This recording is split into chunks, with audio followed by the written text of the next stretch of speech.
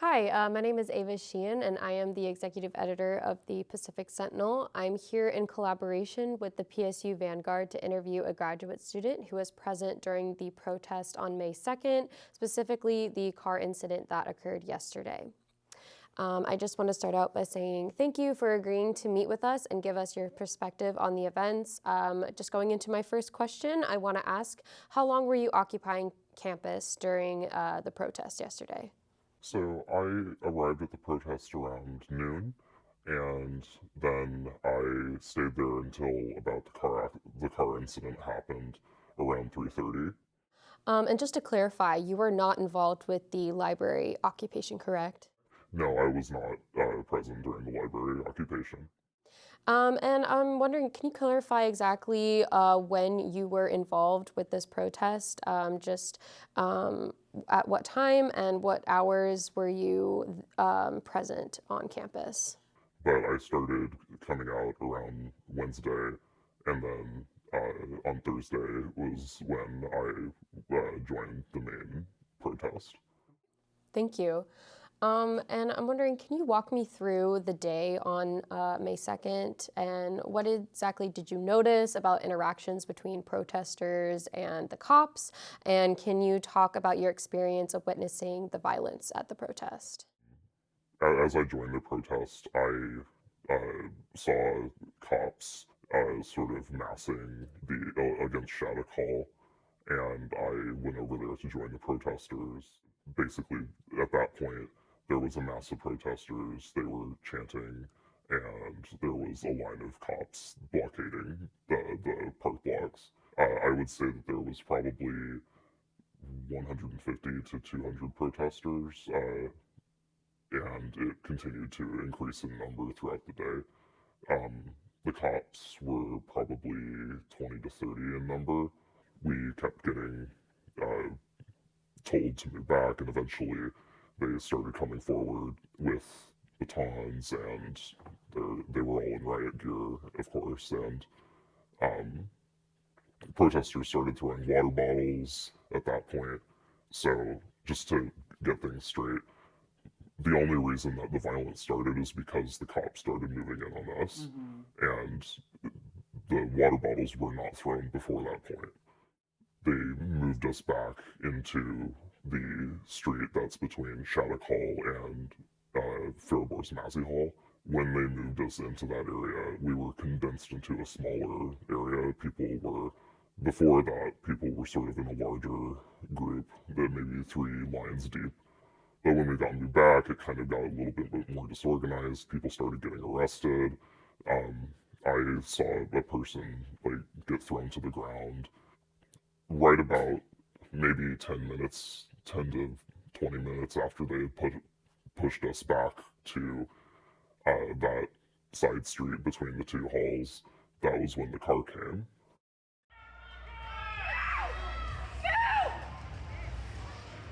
Hey, get away from the car!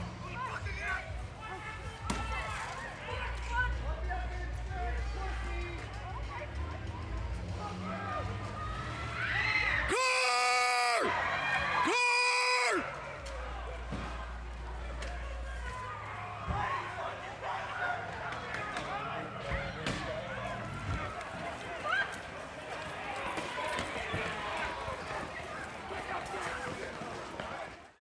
The car it sort of just appeared out of nowhere. I saw it drive in, and I just remember thinking, well, what the hell is that doing here? And I, I was worried.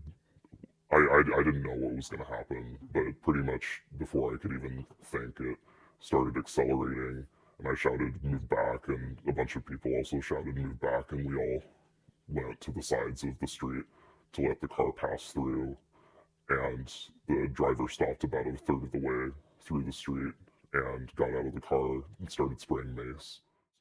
Then took off, and some protesters went and tried to follow him. We have a car here who's spraying people with mace and attempting to drive through.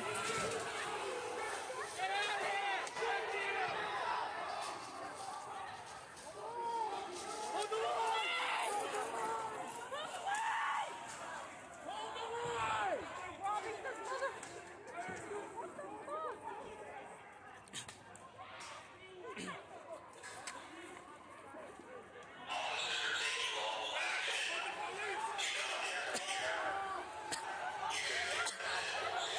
to me.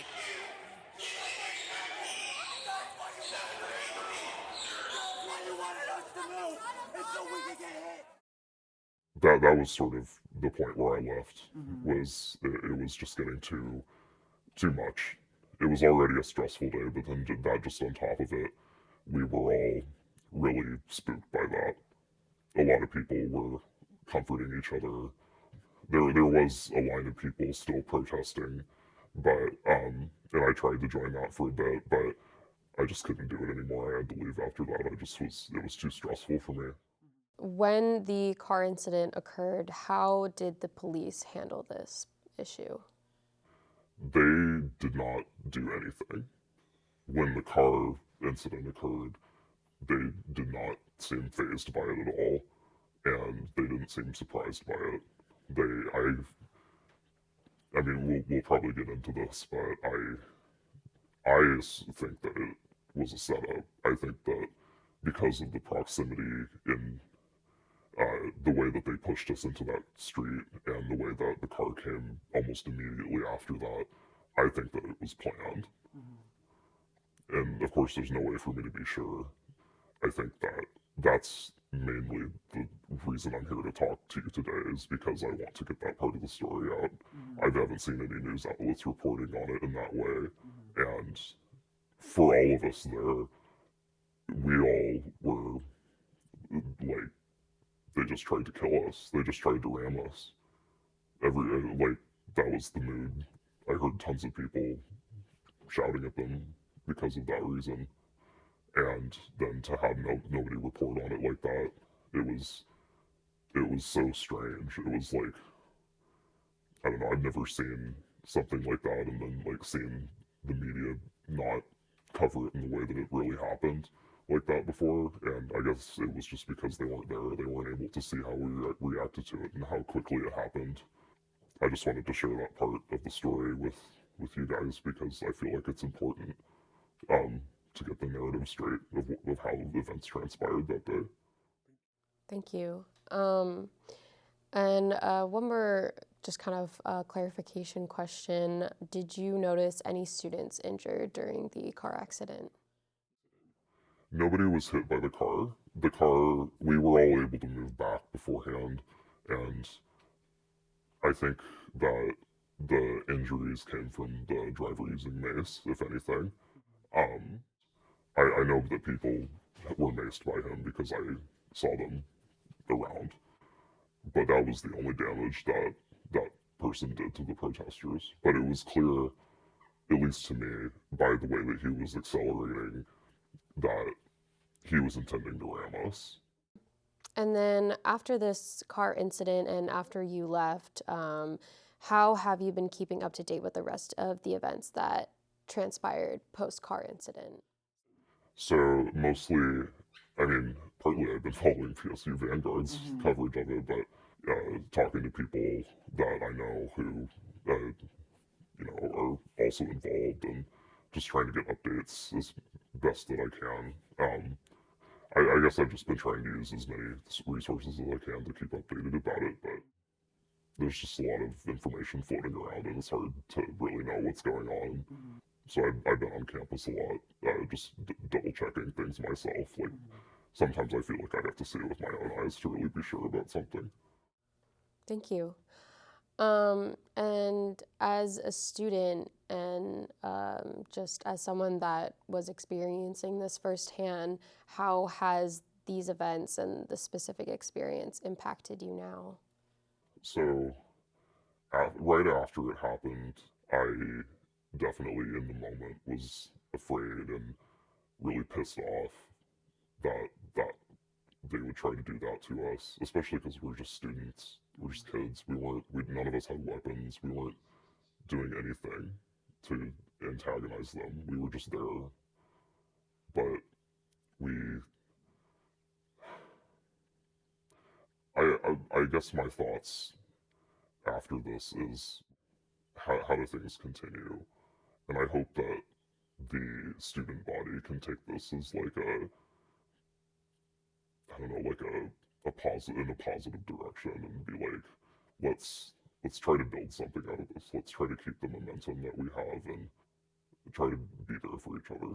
You know, I mean, after COVID, campus was totally different. It's, you know, separate. We've been so separated from each other, and maybe if any good can come out of this,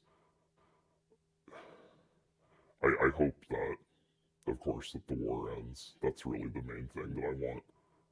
I hope that people don't have to live in fear of getting bombed and being starved and killed. It's just terrible what's happening. But at least for us, I think the sense of camaraderie that was there, I haven't felt here on campus ever. I felt super connected to the whole student body while I was there. It felt like we were all united together, and I want to see that continue. I want that to come back to campus. I hope that we can bring that energy back. That's kind of just a minor thing. The real thing that we're all here for is for Gaza. We're here for the Palestinian people. We're here for them. Hopefully we can make at least a small difference to them as well. Well, thank you so much for your answers and your time.